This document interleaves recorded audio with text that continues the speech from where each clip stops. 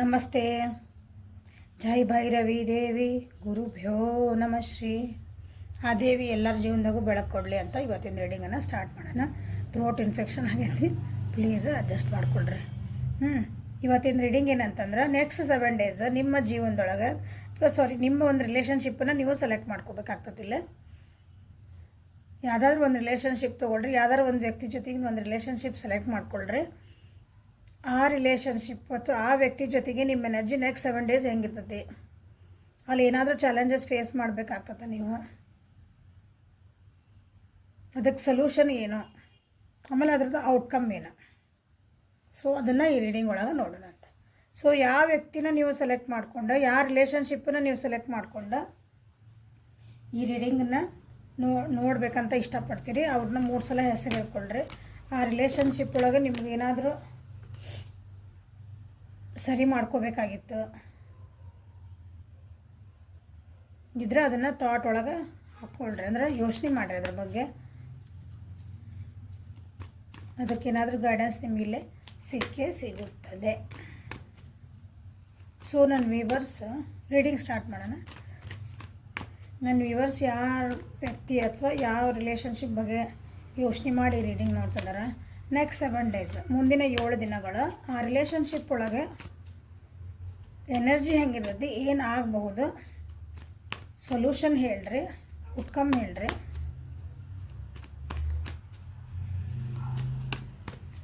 Challenges ಏನೇನು face ಮಾಡ್ಬೋದು ಹೇಳ್ರಿ.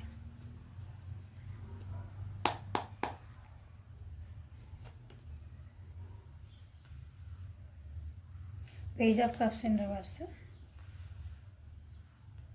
Judgment, devil in reverse,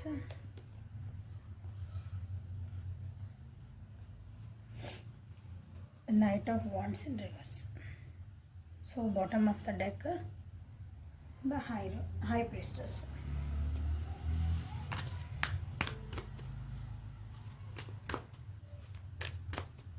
so ಮೊನಾಲಜಿ ಕಾರ್ಡಿಂದ ನೋಡೋಣ.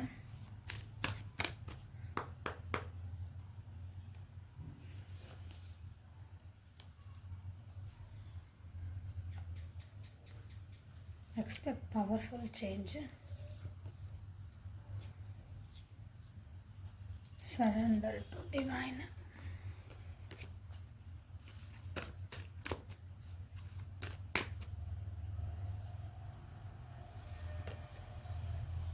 You are good enough.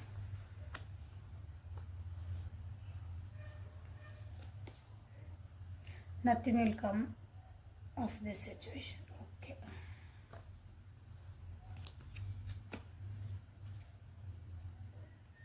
A time for healing. ಸೀದಾ ಆಮೇಲೆ ನೋಡೋಣ. ಏಂಜಲ್ ಗೈಡೆನ್ಸ್ ಆಮೇಲೆ ನೋಡೋಣ. ಸೊ ನೆಕ್ಸ್ಟ್ 7 days ನೀವು ಯಾವ ರಿಲೇಷನ್ಶಿಪ್ ಬಗ್ಗೆ ನೋಡ್ತಿದ್ದೀರಿ, ಎಮೋಷ್ನಲಿ ಭಾವನಾತ್ಮಕವಾಗಿ ಇಬ್ಬರದ್ದು ರಿಲೇಷನ್ಶಿಪ್ ಒಳಗೆ ಸ್ವಲ್ಪ ವೈಮನಸ್ಸು ಅನ್ನೋಂಗಿಲ್ಲ, ಸ್ವಲ್ಪ ದೂರ ಹಾಕಿರಿ.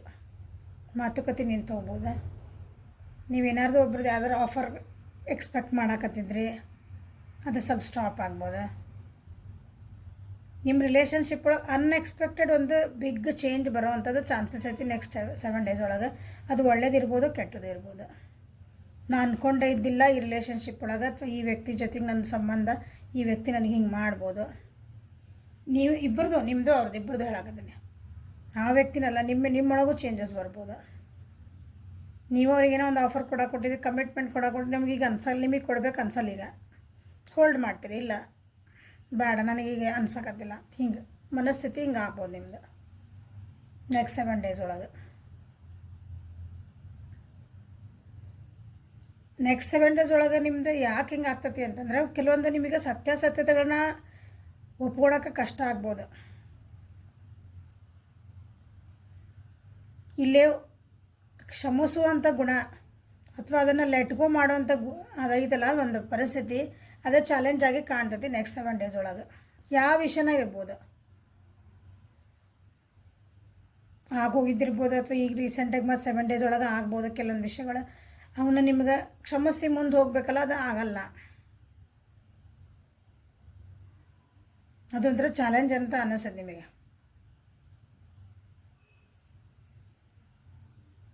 ಯಾಕಂದ್ರೆ ಜಡ್ಜ್ಮೆಂಟ್ ಕಾರ್ಡ್ ಬಂದಿರೋದ್ರಿಂದ ಕ್ಲಾರಿಟಿ ಸಿಗ್ತಾ ಐತಿ.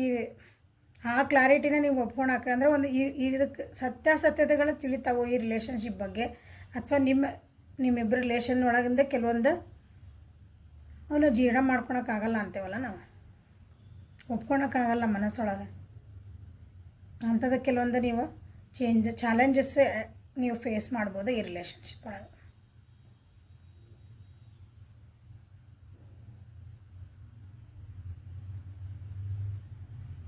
ಹಳೆಯದು ಕಳೆದೋದಂಥ ಕೆಲವೊಂದು ವಿಷಯಗಳನ್ನು ಗೊತ್ತಾಗ್ಬೋದು ಕೆಲವೊಬ್ಬರಿಗಿಲ್ಲ. ಅಂದರೆ ನಿಮ್ದಿರ್ಬೋದು ಅವ್ರದ್ದು ಇರ್ಬೋದು. ಯಾಕಂದರೆ ರಿಲೇಷನ್ಶಿಪ್ ಅಂತ ಹೇಳ್ತಿದ್ದಾನೆ, ನಿಮ್ಮ ವ್ಯಕ್ತಿ ಅಂತ ಹೇಳೋಕ್ಕೋದಿಲ್ಲ ಅಲ್ಲೇ. ಅದು ಮುಗಿದು ಇದೆ, ಯಾರಿಗೂ ಗೊತ್ತಾಗಂಗಿಲ್ಲ ಈ ವಿಷಯಗಳ, ಮುಚ್ಚೋಗೈತಿದ್ದ ವಿಷಯ, ಅಂಥ ವಿಷಯಗಳು ಬೆಳಕಿಗೆ ಬರ್ಬೋದು. So it is a challenge. ಅದನ್ನು ನಾನು ಹೆಂಗೆ ತೊಗೊತೀನಿ, ಅದನ್ನು ನಾವು ಹೆಂಗೆ ಫೇಸ್ ಮಾಡ್ತೀನಿ.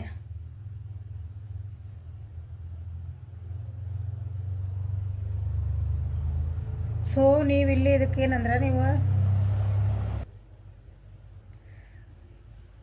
ಸರೆಂಡರ್ ಟು ಡಿವೈನ್ ಅಂತ ಬಂದಿರೋದ್ರಿಂದ ಇಲ್ಲ, ಅದಕ್ಕೆ ಇಟ್ ಈಸ್ ಅ ಚಾಲೆಂಜ್.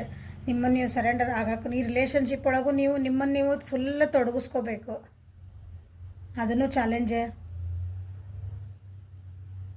ಇಂಥದ್ದೊಂದು ಪರಿಸ್ಥಿತಿನ ನೀವು ಈ 7 ಡೇಸ್ ಒಳಗೆ ಈ ರಿಲೇಷನ್ಶಿಪ್ ಒಳಗೆ ನೋಡ್ಬೋದು.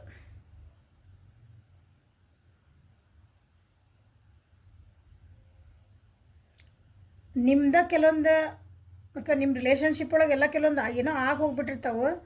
ಅದರಿಂದ ಮತ್ತು ನೀವೇನಾದ್ರೂ ಒಂದು ಪಾಠ ಕಲಿಬೇಕಲ್ಲ.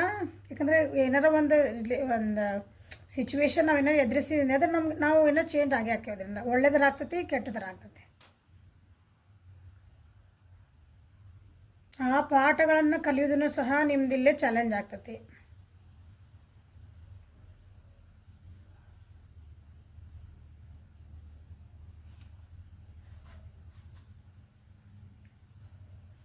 ಸೊ ನಿಮಗಿಲ್ಲೇ ಅಡ್ವೈಸ್ ಏನಂತಂದ್ರೆ, ಅದು ನೀವೇನು ಹೌದ್ರಿ ನಿಮಗೆಲ್ಲ ಆದರೆ ನಾವು ಏನು ಮಾಡ್ಬೇಕಂತ ನೀವು ಕೇಳ್ತೀರ, ಹೌದಾ? ಸೊ ಅಡ್ವೈಸ್ ನಾನು ಹೇಳಕತ್ತಿಲ್ಲ, ಇಲ್ಲಿ ಕಾರ್ಡ್ ಬಂದೈತಿ. Okay, you are good enough. ನಿಮ್ಮನ್ನು ನೀವು ಕೇರ್ ಮಾಡ್ಕೊಳೋದು ಕಲೀರಿ. ಅಂದರೆ ಫಸ್ಟ್ ಇನ್ನೊಬ್ಬರಿಗೆ ನಾವೇನೋ ಹೇಳೋದಕ್ಕಿಂತ ಮುಂಚೆ ನಾನೇನು ಆಗಬೇಕು, ನಾನೇನು ಚೇಂಜ್ ಮಾಡ್ಕೋಬೇಕು, ನನ್ನ ಸೆಲ್ಫ್ ಕೇರ್ ಹೆಂಗೆ ಮಾಡ್ಕೋಬೇಕು, ನಾನೇನು ಸುಧಾರಿಸ್ಕೋಬೇಕು.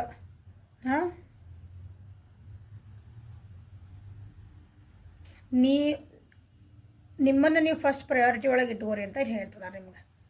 ಮೋಸ್ಟ್ಲಿ ಈ ರಿಲೇಷನ್ಶಿಪ್ ಒಳಗೆ ನೀವು ಆ ವ್ಯಕ್ತಿನ, ನಿಮ್ಮ ವ್ಯಕ್ತಿನ ಅವರಿಗೆ ಭಾಳ ಪ್ರಯಾರಿಟಿ ಕೊಡ್ತೀರಿ ಅನ್ನಿಸತಿ, ಬಗ್ಗೆ ಭಾಳ ಪಾಸಿಟಿವ್ ಇದೀರಿ ನೀವು. ಅದನ್ನು ಕಮ್ಮಿ ಮಾಡಿಕೊಳ್ರಿ ಅಂತ ಹೇಳಿ ಅಡ್ವೈಸ್ ಇದೆ ನಿಮಗೆ. ಸೊ ಇಂಥದ್ದೊಂದು ಪರಿಸ್ಥಿತಿ ನೀವು ಎದುರಿಸೋ ಮುಂದೆ ನಾ ಏನು ಮಾಡಲಿ, ಇದರಿಂದ ಹೆಂಗೆ ಹೊರಗೆ ಬರಲಿ ಅಂತ ನಿಮ್ಗೊಂದು ಕ್ವಶನ್ ಅರೈಸ್ ಆಗ್ತದೆ. This is the answer for it. ನಿಮ್ಮತನನ ಕಳ್ಕೊಬೇಡ್ರಿ.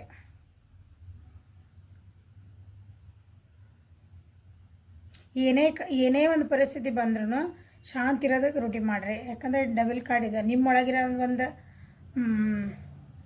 ಡಾರ್ಕರ್ ಸೈಡ್ ಅಂತೇವಲ್ಲ, ನಾವು ಎಲ್ಲರೊಳಗೆ ಒಂದು ದೈವತ್ವ, ಒಂದು ರಾಕ್ಷಸತ್ವ ಇರೋದು ನಮ್ಮೊಳಗೆಲ್ಲನೂ ಅಲ್ಲ.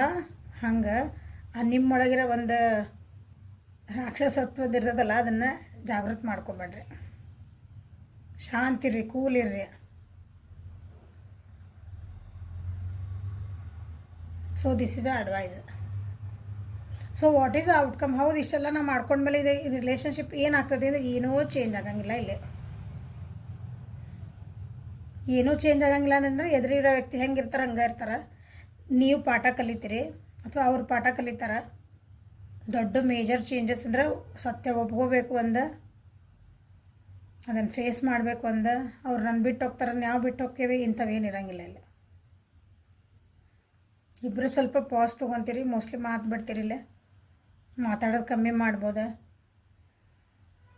ಅಥವಾ ಈ ರಿಲೇಷನ್ಶಿಪ್ ಮುಂದೆ ನಾ ಏನು ತೊಗೊಳ್ಳಿ ಆ್ಯಕ್ಷನ್ ಅನ್ನೋದನ್ನು ಸ್ವಲ್ಪ ಸ್ಟಾಪ್ ಮಾಡ್ಬೋದು.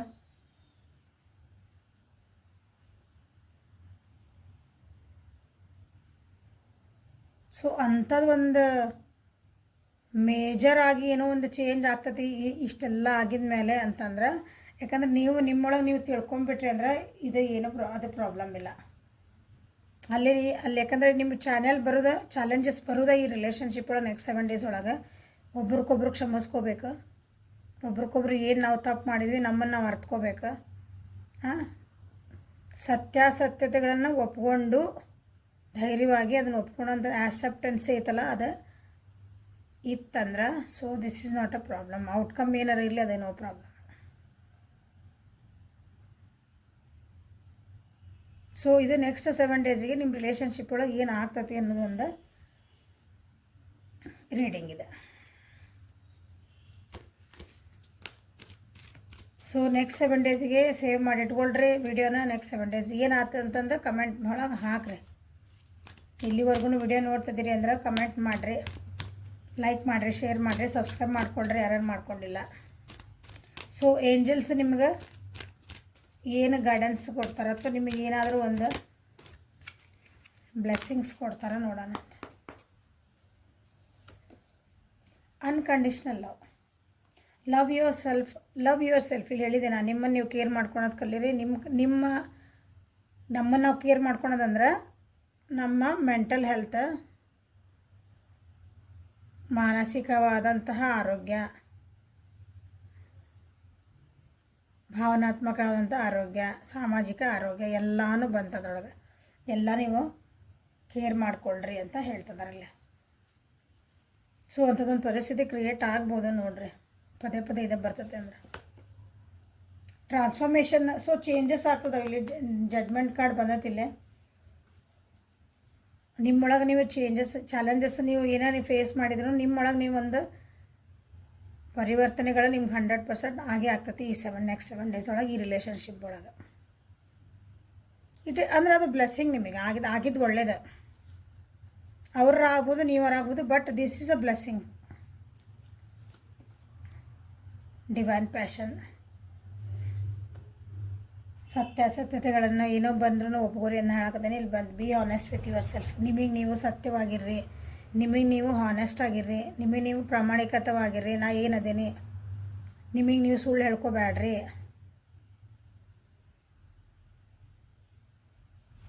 Okay, so peace, bottom of the deck peace. ಏನು ವರಿ ಮಾಡ್ಕೊಳಕ್ಕೆ ಹೋಗ್ಬೇಡ್ರಿ, ಶಾಂತಿರ್ರಿ ಅಂತ ಹೇಳಿದ್ದು ನಾನು. ಸೊ ಅದನ್ನ ನಿಮಗೆ ಇಲ್ಲಿ ಹೇಳ್ತಿದ್ದಾರೆ. ಓಕೆ, ಸೊ ಹೆಲ್ಪ್ಫುಲ್ ಆಯ್ತು ಅನ್ಕೊತೀನಿ. ಗಂಟ್ಲು ಆಗಿರಂದ್ರೆ ಇಲ್ಲಿಗೆ ರೀಡಿಂಗ್ ಮುಗಿಸೋಣ ಅಂತ. Okay, thank you. Have a great day. Personal reading ಬೇಕಂದ್ರೆ ವಾಟ್ಸಪ್ಪಿಗೆ ಮೆಸೇಜ್ ಮಾಡಿರಿ. Thank you.